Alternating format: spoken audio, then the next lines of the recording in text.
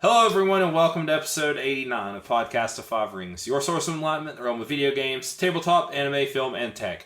Each episode of Podcast of Five Rings releases Monday mornings on iTunes and SoundCloud and topic by topic, day by day on YouTube, with the full video releasing on Friday. To catch updates about the podcast or for other news, get us following your social media platform of choice. Listen in the description below. I'm your host, GM, and overseer of Podcast of Five Rings, Obsidian. I did not take a breath that whole time, I don't think. I don't know why. Well, now you I think I took like one. Whew. I need a calming breath. Nice calming breath. We have the wall that will not fall, Tetsuo. Hi. You have the Dark Fortune Duelist, meta. Duel me, bro. 1v1, IRL. We've already gone... No items.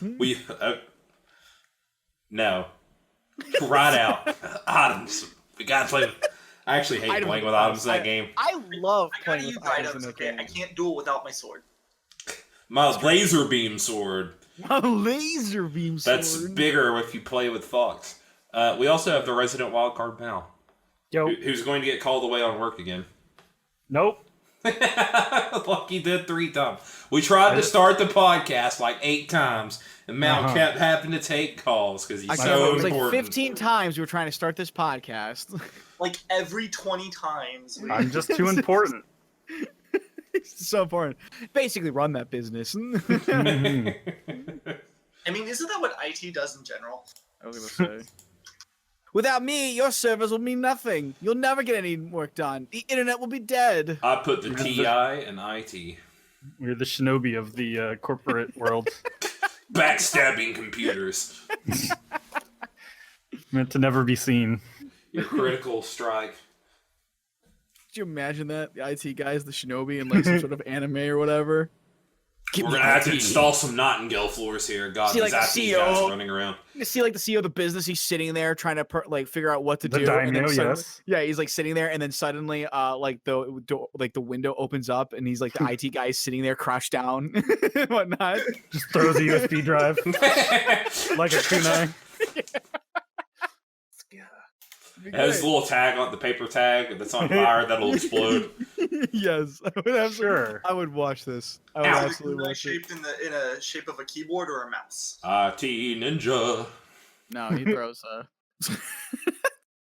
The shinobi of the business world. I would watch the show. I would It absolutely. seems like a show that would be on Adult Swim or something. Oh, like a probably cartoon. would be. Yeah, I IT could see it Ninja. being a cartoon. Oh yeah, absolutely. Adult Swim cartoon for sure. Well, who else has a pitch for a cartoon? I think that's our first topic, right? Let's just get right into it. Wow. Not even gonna give us intro time on. That actually reminds me of a game that I haven't picked up and is not going to be my topic. But it's called Project A, and it's kind of like Cards Against Humanity or Apples to Apples, but you get like a topic and you have to build an anime and then pitch your anime to the group. Interesting. Yeah, I haven't picked it up yet. I really want to pick it up because it sounds hilarious. I'm gonna definitely win that game for sure. Absolutely win that game. Fine, pitch me your anime, Meta. All right, so Right here and right now.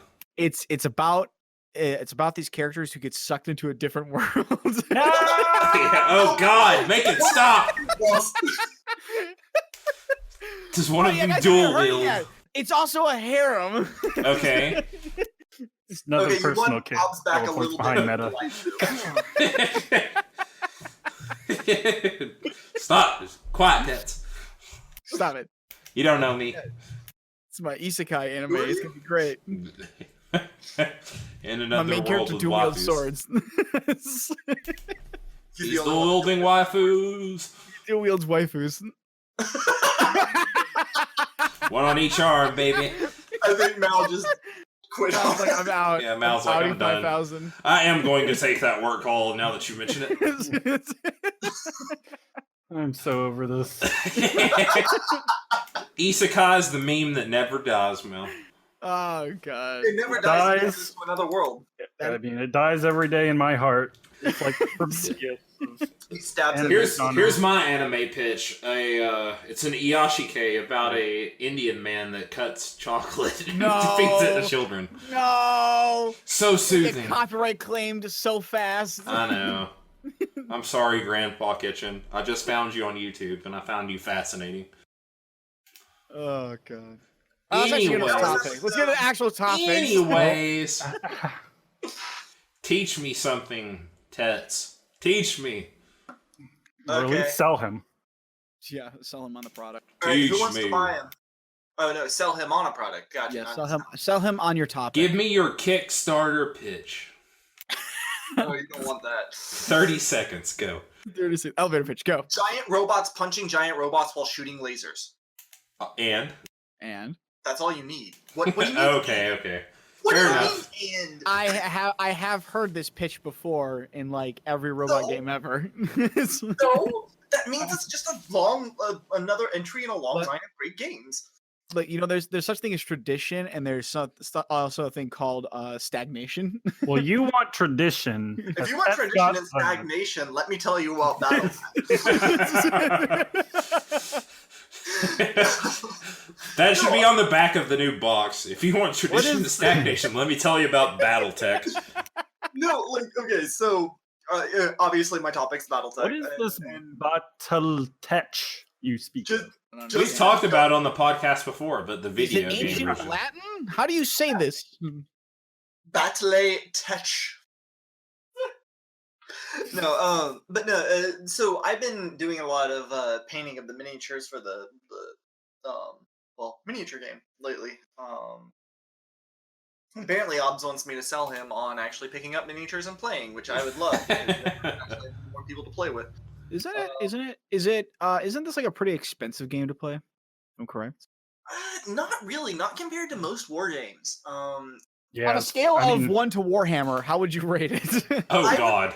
would put it on a Oh wow, really? Yeah, it's like because you can pick up like the starter set for I think it's like $50, and it has like 16 mechs and paper mechs, and it has enough Yeah, sheets that you has don't- more mechs than what you have miniatures for. So you don't need to field an army of like 50 miniatures. Right? Yeah, you just need. Usually, most games are composed of 1 to 4 on your team, so you don't need a lot. Wow, so that starter set gives you way more than what you'll ever field. Right. Now, you might want to buy more because you want specific units, you want to explore other timelines. Or you have an addiction to mechs like a certain person. Shut it! Not gonna name names, Tets, but This is a good first point, Tets, that you're selling me on because it's economical, both with my money and my time. Because there's one thing that's killing me about this painting these Song and Austin Fire miniatures. Holy shit, I'm painting a lot of minis. So, as a point, I just counted. I have 54 Battletech minis on my desk right now. Anyway, Mao. I was like, ugh, disgusted. yeah. Oh god. Dishonor?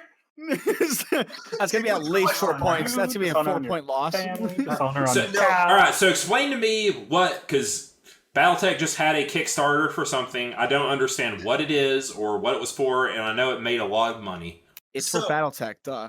Battletech, it started in the mid-1980s. I'm not going to pretend to try to remember a year on it. I could look it up right now, but I'm not going to, and I'm just going to say mid-80s. I'm gonna It's save irrelevant. time. I'm gonna find the answer for you. I actually want to say it's like 83 or 84. But Battletech was released in April 24th, 2018, but that might be the You're wrong. 1984. 84. No, Okay, I was that's right. Battle Teach. yes, Battleteach. How silly of me.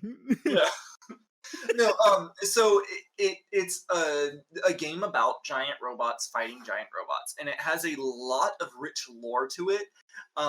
Partially because it's been around since the mid '80s, but a lot of the lore was written by the mid '90s, early 2000s, and so when we say it has a lot of tradition and a lot of stagnation, that's why.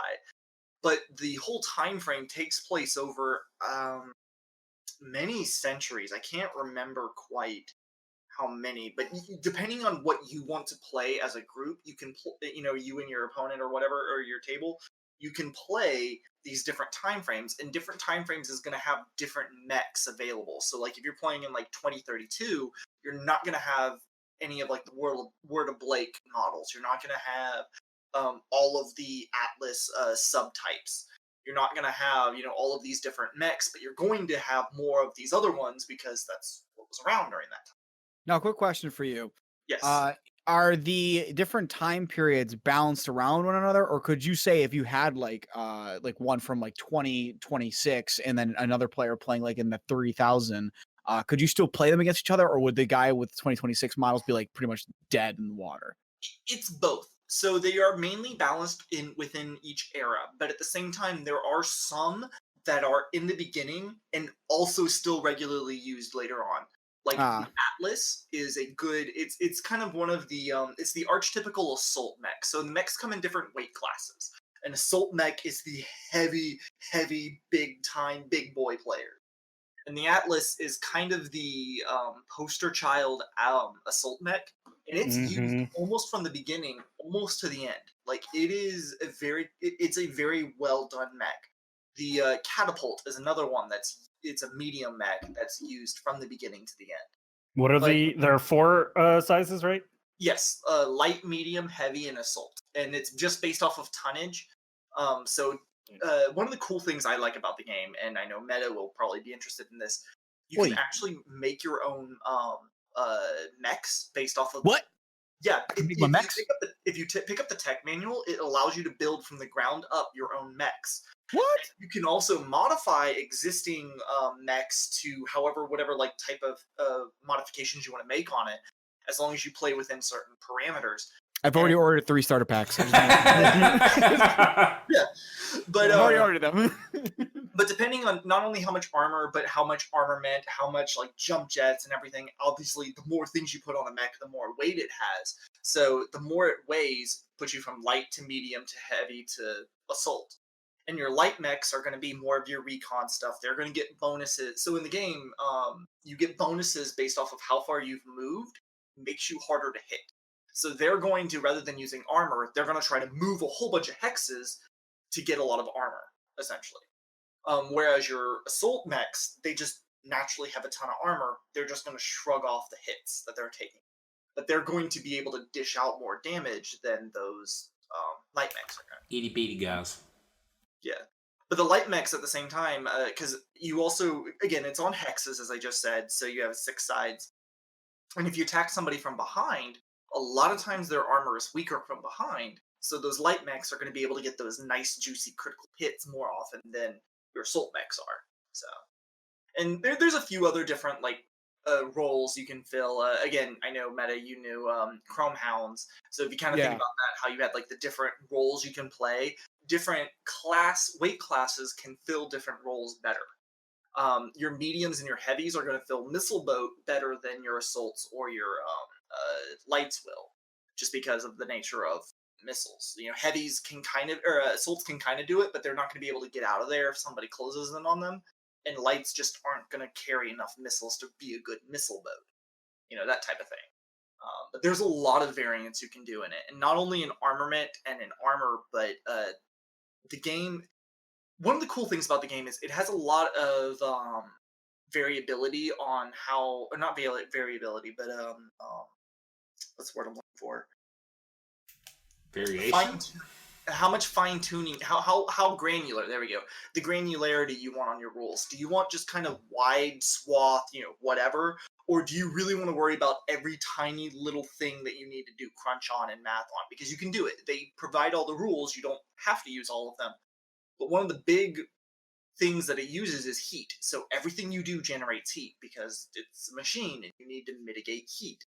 So light mechs don't generate as much heat, but they're not going to have as much heat sinks to mitigate heat once they get into situations where they have a lot of it, type deal. How technical is this game get into? Because you're talking about heat sinks now, and that's a pretty technical thing to get into for a tabletop game. Are we talking about mechs are going to be you have to look at terrain, you're going to have to look at heat sinks and power generation and whatnot? Yeah. That, again, it depends on how far you want to go on it, but terrain is one that usually it does. They just call them terrain level 0, 1, 2, 3, 4, and it's assumed that most mechs are terrain level 2 tall. So if anything's like level 2 terrain, it blocks line of sight. Anything's level 1 terrain, it does half line of sight blocking. But you could theoretically, in addition to doing the hexes, you can actually do it, again, it's a war game, so you could actually do it by measuring tape and stuff like that. And if you decide to do that, it can get as granular as whatever your terrain on the field height is. That's the height of it. It doesn't matter Ooh. what level it is. Yeah, It and just depends on what there's a lot, but also they have a quick start guide that's like in 9 pages of rules you can play a game. Yeah, Wow.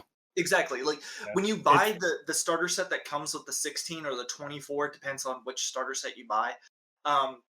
They come with quick start rules. That's literally here's how you move, here's how you shoot, here's how you do a very quick calculation for Yeah. damage, and that's all you need. It's 30, like I've got the quick start rules PDF, and it's 31 pages, but only page 12 to 21 is rules. Yeah, most of it is lore, I think, right? Or Yeah, some lore, and then like map and unit cards and stuff. Yeah. But you can also, that's just the starter guide. You can pick up the Total Warfare book, which is, hold on, let me pick it up. Tets reaches down, grabs his pages. But it's like 400 plus pages, and it, Yeah, it's like page 1 to 276 looks like rules of like including scenarios and aerospace units, infantry, support vehicles. Yeah, because you can go beyond just mechs. You can get infantry, you can get tanks and helicopters and VTOLs and ships, and you can get spacecraft if you want. And this rulebook gives you all the rules for them and how they all interact. But you don't have to use all that. If you want to just play, I move so far and I shoot all of my weapons and that's all I want to worry about, you can do that. And it's fine. That's actually pretty good, because that means that you can get anybody. You can start off with the easy stuff like that for people who just kind of want to get in and start playing and try out the game themselves, and then move from there. That's really nice to see, because there's too many games out there where you end up picking up the game and it's like, okay, now you've spent $50 on all these miniatures and whatnot. Now here you have to read through like this 30 plus book, and I'm like that's short, by the way, 30 plus page book, in order to pick up the basic rules for it. And then here's all the technical information you're gonna need at the back that will work with certain things and not work with other things. And here's all the stuff you're gonna need to set up for the game. Here's your point systems, so on and so forth. Yeah. That's a lot to take it for somebody. Right. And what's cool about Battletech, I feel like, again, if you pick up the starter sets, each mech has a sheet that you print out or photocopy or whatever. And in the basic games, it only takes half a sheet of paper. But if you get really granular, it can take up both the front and the back of a sheet of paper for one mech. You can get down into the whole, I'm counting how many missiles I fired, I'm rolling dice to see how many missiles actually fired when I pressed the button. How much ammo did I use up? How much heat did that generate? How many of those missiles actually hit my opponent, and what missiles hit what spots on my opponent? Did it hit the head, the arm, the leg, the center torso, what? Or just, I rolled the dice and I hit you with my missiles. You know, you can do that. Yeah, it's how technical you want to get. Exactly. And that's where the fun is, because like for me, and I don't want to speak for Mal, but I think a little bit for Mal as well. It's fun to get into the nitty gritty, but sometimes you can get too much into it. And it's nice to just come back and just be like, I'm doing it more arcadey this time, because I just want to see giant robots fighting giant robots. Right, and it's a lot quicker. Yep. Okay, now explain the basics of the lore to me. Okay. Here we go. So you started with Earth, who goes throughout the galaxy, or not the galaxy, but the galaxy. We colonize different planets and whatnot, and each begins to create their own little nations, so to say. It's not quite nations, I guess it's confederacy of planets or whatever, and they all start warring, and eventually you come out with 6 great houses. Each one rules an area of space, and the 6th, the House of Cameron, only rules Earth. They don't rule anything else. They have no territory outside of Earth. Then what happens in most monarchies, eventually a leader dies, and it has like a 6-year-old kid who's put on the throne, so everybody does power play to try to rule everything, and the House of Cameron falls. And then this begins the succession wars, because now you have the 5 great houses warring against each other, trying to jockey for strength. This is pretty much where the game starts. About this time, you had the guy that kind of orchestrated everything. He gets killed. The leader of the military gets pissed off, and he just like takes all of the main military people of the House of Cameron and leaves the galaxy. They're just like, screw this, we're out. We don't care. And they leave. And so everything goes to shit. There's centuries of warfare. People are losing technology. People are losing resources. It's just war after war after war. Warhammer 40k is happy compared to the way that this Succession Wars are going on. It's awful. And then something happens that brings all the different warring factions together. We have this sudden invasion from these people outside the galaxy. And they're like, who are they? And it's the descendants of that group that left. And these are now the clans. So you have the great houses and you have the clans. Or they also call them the inner sphere, because that's the galaxy is called the inner sphere. And so the inner sphere kind of sort of bands together to fight off the clans, but not really. And the clans are constantly bickering as well because factions. And so humans can't get along. Yeah. People just, What? That's crazy talk. And We're then- a very peaceful, loving race. Shut your face. So by the end of it, the galaxy ends up being split in various degrees of power bases of the different inner sphere houses and clan holdings, and that's kind of where it's at. Part of the funny thing actually is the clans were actually going to wipe the floor with the inner sphere because they were just that much better. But they were very much a proud warrior culture, so they got like tricked into doing shit that was just dishonor brew. And so the inner sphere beats them because they were too samurai to actually do the right things in war. Wow. It's kind of the story. And the army that beats them, that kind of like orchestrates it, Comstar, is kind of space AT&T. Like they're literally just in charge of the communications network of the inner sphere, and they're the ones that come up with the master plan to defeat the clans and stop the clans coming into the inner sphere. Kind of really funny. All right, so what are all the different factions like as well? Oh man, There's way more clans than there is inner houses. Give me just like Great houses. a few sentences about each one, maybe. Well, so like, sell me on what's cool about each faction. Like, if I'm getting into the game, because I assume they all like play differently and stuff too. I right? can give you some of them, but so here's the thing: most of the mechs can be used by any of the clans. Oh, gotcha. Yeah, they're not locked into certain units, so as long as you just want to play a certain faction, you can. You don't have to worry about, oh, I want to play this mech and it's here.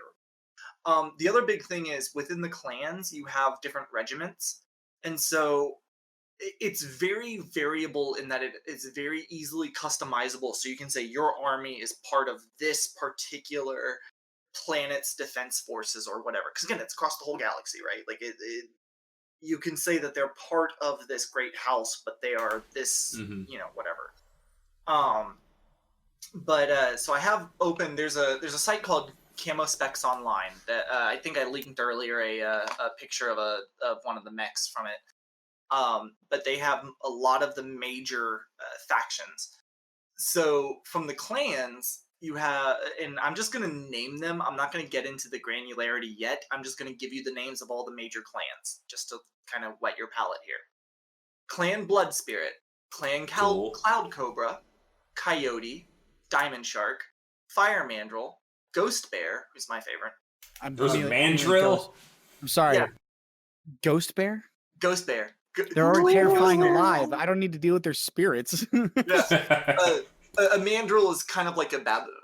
You have Clan Goliath Scorpion, Clan Hell's Horses, Ice Hellion, Jade Falcon, Mongoose, Nova Cat, Smoke Jaguar, who eventually gets wiped out, Snow Raven, Star Adder, Steel Viper, Stone Lion, Wolf, and then Clan Wolf in Exile, because Wolf splits in half and there's a whole thing involved. What about Clan Honey Badger? Clan Wolverine. And then your major inner sphere players, you have, of the houses, you have the Compelling Confederation of House Liao, the Draconis Combine, which is House, what is Draconis Combine? They're the Japanese people. I can't believe I'm blanking on what they are. What are you trying? What? Sorry, what? Draconis Combine. Kurita? Kurita, there we go. House Kurita. Federated Sons, which is House Steiner. No, yeah, the Free Worlds League. Davian. Davian. Federated Sons is House Davian. Free Worlds League, which is House Merrick, and Lyran Alliance, which is House Davian. Steiner. Steiner. Sorry, I get You got Steiner. those two I mixed get up. Steiner and Davian mixed up because they, for a long time in the thing, they end up like getting an alliance, then breaking apart, and then making an alliance and breaking apart. But beyond that, you have Comstar, you have the Free Rosselhog Republic, the Republic of the Sphere, Solaris, World of Blake, Fiefdom of Randus, the Magistry of Canopus, the Taurian Concordant, Outward Alliance, that's not counting any of the corporations, mercenaries, or pirates. Like, there's a lot of factions. And it's a lot of just feel of their flavor more than it is. Generally people start with, are you on the side of the great houses or the clans? Clans, baby. There's like a lot of factional groups. There is a lot. Now I'm actually going to share in the Discord the link for all the factions just that Camo Specs has. And again, within each of those clans and houses and alliances and everything, you then can have companies and planetary governments and you know, you can break it down as granular as you want to where your 4 people are just this lance under this planetary people under Draconis Combine. And Yeah, it just keeps going. Just because you like those colors, but you want to be part of Draconis Combine, and Draconis doesn't normally use those colors, so you created this planet's defense force to use. Like, that's kind of... And they did it very specifically to let people paint things how they wanted to paint it and let them be part of whatever faction they wanted to be part of. So, they very much designed it to not be, oh, you have to do this. You have to be this if you want to do this. You have to, you know, if you want to play with this mech, you need to be these people. Now, Is Jade Falcon Asian-y? Because that bird looks like it's holding a katana. They are a little bit. They, a lot of their people, the clans in general have a lot of warrior society aspects to them and just baseline. And so their warrior cast is very much based off of samurai and, what do you call the warrior cast in India? That's all meta. But in anyway, India, I don't know India, dude. Like, I know very little about that. Don't. the Kshatriya or something like that. Kashatra. It's the green Gundam that I can never remember its name, and I know that means nothing to the rest of y'all, but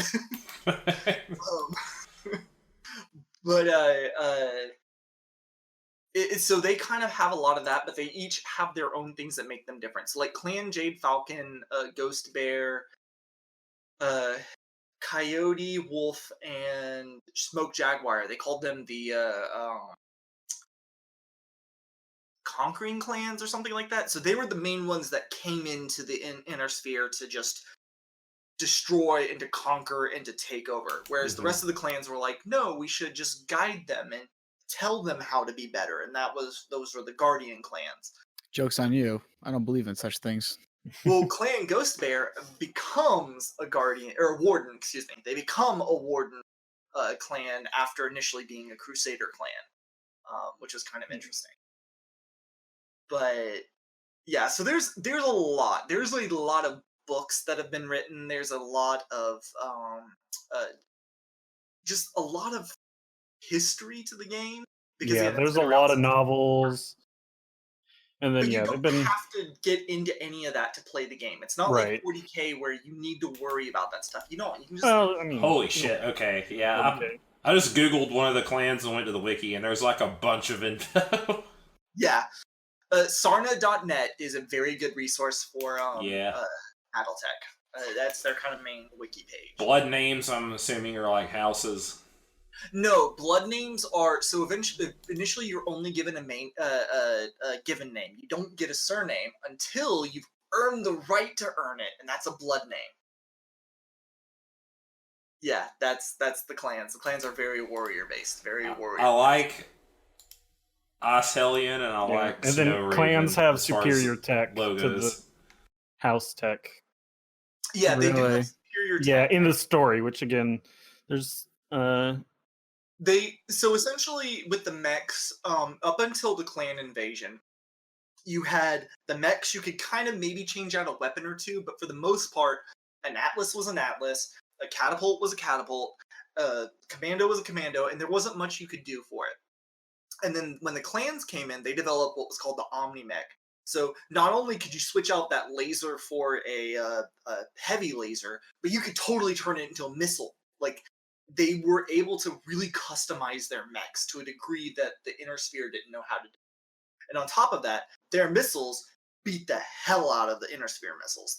Their plasma particle cannons beat the hell out of the Inner Spheres.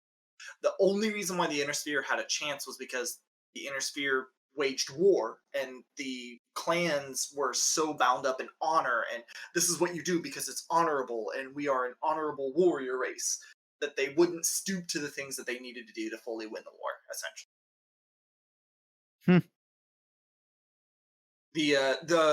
I think the biggest poster child mech of Battletech is the Mad Cat, also known as the Timberwolf. yeah, because they'll use the same mech but call it different things. Yeah, the Inner Sphere named it things before they learned its official name, but the true clanners know it's called the Timberwolf, but people will call it Mad Literally cats and dogs trying to get along. Yeah, literally. Trying to live with each other.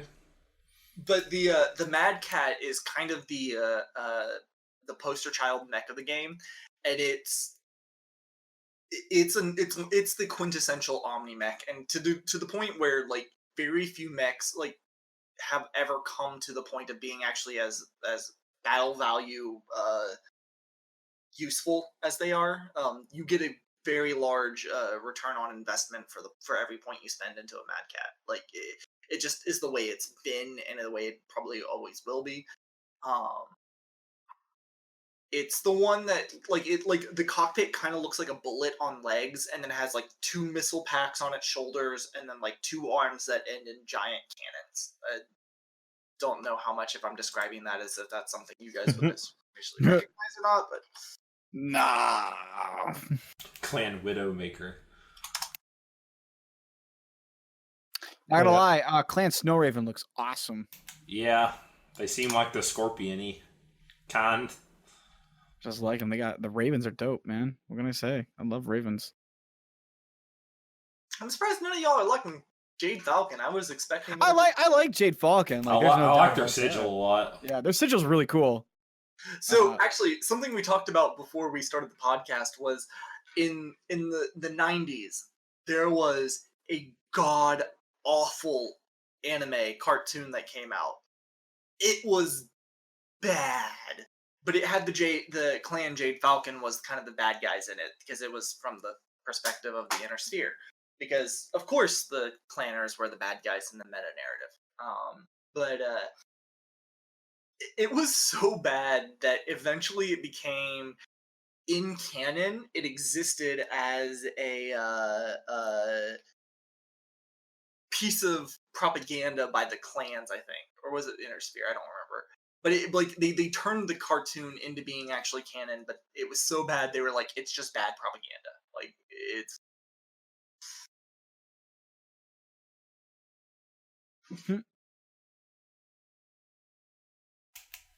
There was a lot of it. I'm like trying to like skim through these and go, oh, who sounds cool? Who has like a cool thing?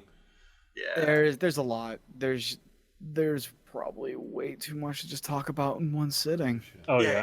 It's really hard to like this is just an overall feel of the game. Yeah, and there are no good guys in the there really amongst the clans. Clan Goliath Scorpion. I actually like this lore. Roaming Knights Errant. Inspired by the use of necrosia, a dangerous toxin produced by the Goliath Scorpion species, which induces visions. Among the clans, they are the strictest adherents to Zelbringen and valued strength, speed, and precision. Nice. I like the Hellion logo too, but they're dead apparently. They got absorbed. Yeah. Into the Goliath Scorpion. And again, it depends on which like time frame you're playing on. If you want to play Ice Hellion, you can. You're just probably going to play before their absorption. Yeah. That's cool. So it's a lot of fun, and the other big thing is in the meta, they don't worry about what you see is what you get on the minis. Like you get that a lot in Warhammer or in like X-Wing even or other games where it's like, oh, that mini doesn't actually have this weapon on it. You shouldn't be using the rules for it because the silhouette's different and that might matter for terrain or whatever. Mm-hmm. For the most part, people are in this game are like, no, whatever. I don't care if you only have that model, but you want to play this other mech. I don't care if you painted it up this way, but you want to play this army. I don't care. Like they don't care about the what you see is what you get aspect, which is it's a lot easier and a lot more fun to play with because then you can try out different lists and stuff. Yeah, That's nice. But I mean, like as I said, like there are so many mechs in the game. Not before you getting into the different variants of each design. Like there are a ton. So do like certain clans or intersphere and stuff only have access to like certain weapons that they can equip on their thing, or how does that part work? Everybody can use anything, but it's argued that certain clans and houses focus more in certain areas, but there's nothing to say that they didn't defeat this enemy that had this other thing that they don't use, and so they captured it, and you're now playing one of the people that's using the captured. Gotcha. Yeah, because I think the great houses don't have PPC technology, at least not inherently. They didn't until after the clan invasion. Then eventually they developed it. Well, I'm going to get him to, because I already agreed to like learn how to play it. Anyways, he was trying to get me in the game. I was like, I mean, I'll at least try out anything. I was just like, I want to know more about the lore and like some of the other stuff. Yeah, and there's I think it's called Mega Mech, where you can play it online. And I don't know, maybe we can get together and go through a game for like a stream or something. But cool. That'd be cool. Yeah, on Sarna, like the main wiki of for it, there are 643 different battle mechs in the categories. Good. Holy moly! Now, and if you get into the miniature game, so going into the hobbyist aspect of the game, most of the like starter sets come with plastic injection molded miniatures, like what you would expect to see in Warhammer 40k. But if, they only have so many of the mechs, and semi recently, Catalyst bought out the rights. It used to belong to FASA, but now Catalyst has the rights, and that was like back in 2016, 2015, I think, something like that. And so they're slowly making, not only are they making the plastic miniatures of all of the mechs, but they're using the updated models for them from the Mech Warrior Online universe. But if you want to get, like, again, you can get any mech online through Iron Wind Metals, but they only come in the pewter miniature. So they cost more, basically. They don't. It's not that they cost more, but for me personally, as a hobbyist, I don't enjoy painting, gluing metal miniatures. Yeah, they're a lot more difficult. It sucks. Partially because you have to use super glue, and super glue doesn't always take. Whereas plastic cement, you're literally fusing the plastic together. Right. It's melting it and it's chemically welding it. Like it holds. It just does better. Excuse me. Yeah, I've had tons of super glue just break apart on models over time.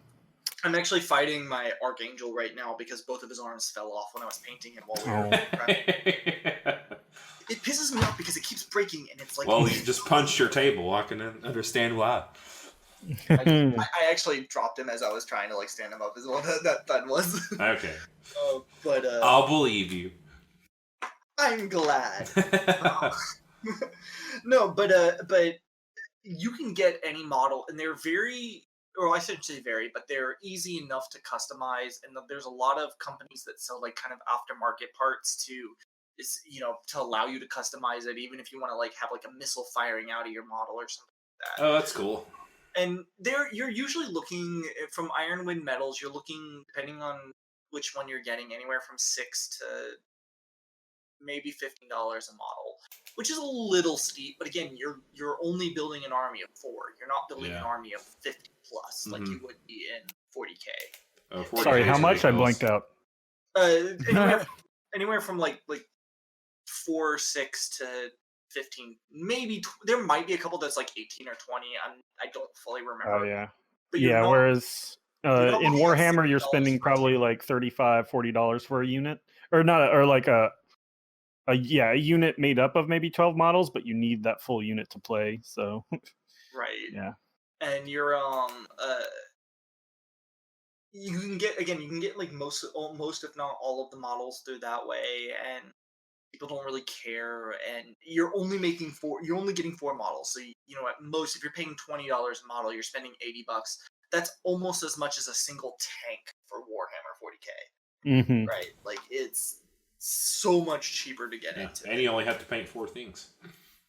Mm-hmm. I love paint. I love painting, but sometimes it becomes daunting. When you have to do an entire regiment of cavalry or something. Well, and the other thing is, I find it's a lot easier to paint Battletech minis. Oh yeah, inanimate's way easier to paint than living anything. Like, well, because it's not living, it's inanimate, but also because of the scale, it's easier to make like dry brushing look natural, or like all of the cheaper techniques. It's easier to make them look natural than it is in 40K, just because of the scale alone, let alone what the supposed material is. Yeah. All right. Well, I'll. I don't think we're doing anything this weekend, so maybe I'll try it out and then I'll get back with you if I enjoyed it. We can do some stuff online. Do it. Next podcast, I want to report on my desk 3 o'clock as to how. You'll have that and the new L5R. Oh no. You don't have. You can hold off on the second one. Okay.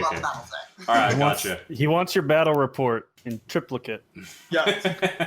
Don't forget your cover. I'll have it to you Monday, sir. Maybe a slight plug, but if you jump onto my blog, there's definitely a battle report of me playing against my cat in Battletech. So. Oh, is there? That's cute.